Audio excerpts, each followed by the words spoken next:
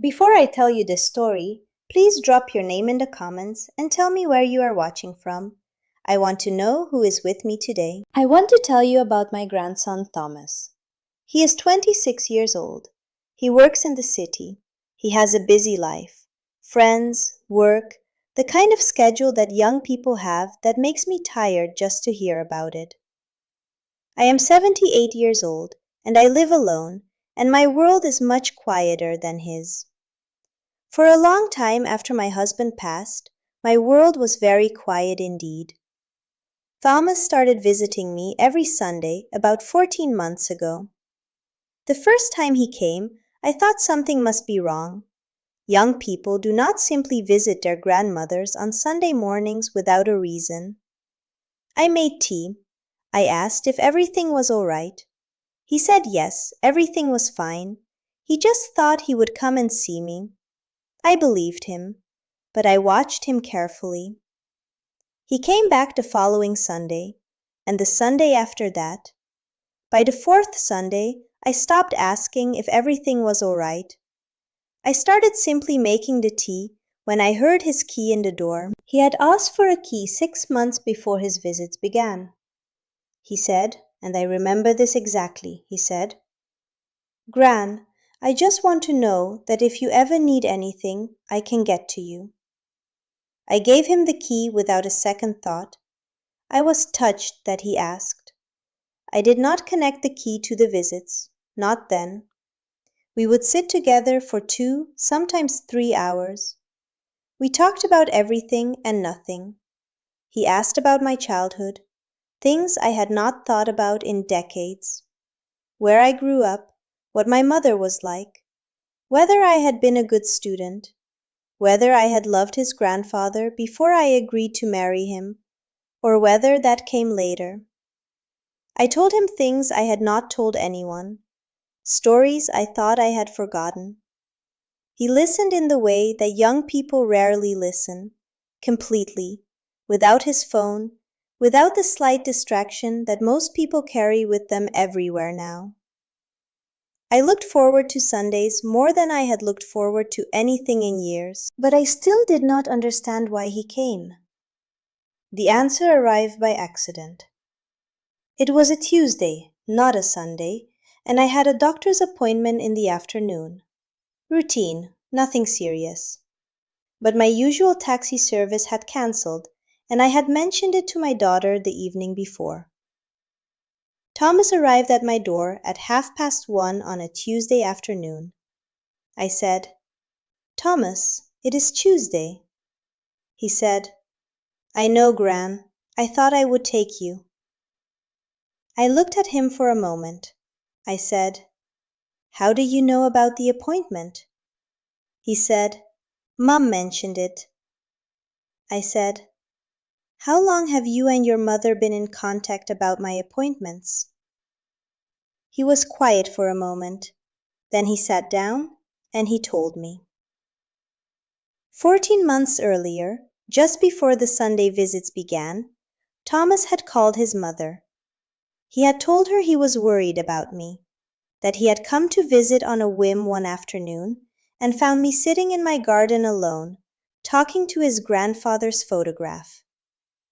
I do not remember that afternoon. I remember many afternoons in the garden. I did not know anyone had seen me. Thomas told his mother he thought I was lonely in a way that was serious, not the ordinary loneliness of living alone, something deeper, something that needed attention. His mother had her own children, her own pressures, her own impossible schedule. She said she would try to visit more. She meant it, but she had not managed it. Thomas decided he would come instead. He had set an alarm on his phone, every Sunday morning, Gran. He had told his friends he was busy Sunday mornings. He had rearranged things I will never fully know about to be at my door at 10 o'clock every week for 14 months. He had not told me any of this because, and this is the part that made me have to sit down, he did not want me to feel like a responsibility. He wanted me to feel like I was someone he chose to be with. I am going to be honest with you. When he told me all of this, I did not speak for quite a long time. I looked at this young man sitting across from me in my kitchen. 26 years old, busy life, the whole world ahead of him. And I thought about all the Sunday mornings he had given me, all the stories he had listened to, all the cups of tea, all the hours. And I thought about the afternoon in the garden with the photograph. The afternoon I do not remember. The afternoon someone saw and decided mattered. I said, "Thomas, why didn't you just tell me you were coming because you were worried?" He said, "Because I didn't want you to feel like a problem to be solved, Gran. I wanted you to feel like the best part of my Sunday. I am 78 years old. I have lived through many things. I do not cry easily. I cried then. I want to tell you something I have been thinking about since that Tuesday afternoon. We talk a great deal about the ways that families fail each other, the betrayals, the disappointments, the people who take and do not give back. I have told some of those stories myself, and I will tell more of them. But I want to tell you this one too. Because somewhere out there, watching this right now, there is a grandmother sitting alone on a Sunday morning who does not know that someone is thinking about her, who does not know that someone noticed, who does not know that the visit that seemed to come from nowhere came from love that was paying attention when she thought nobody was. And somewhere out there, there is a Thomas, a young person who sees something and quietly decides to do something about it, who sets an alarm, who shows up, who listens to stories about people they never met, as if those stories are the most important thing in the room. If you are that person, if you are someone's Thomas, I want you to know something.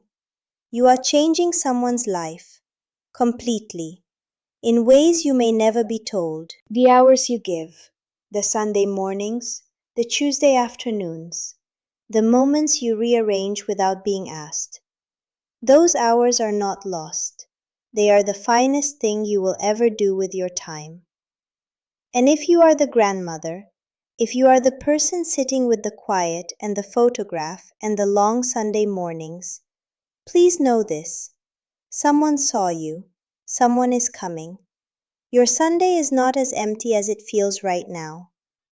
Please subscribe to this channel, like this video if it reached you, and share it with every grandmother you know, with every Thomas you know, with everyone who needs to hear that love sometimes shows up quietly, without explanation, every Sunday at 10 o'clock.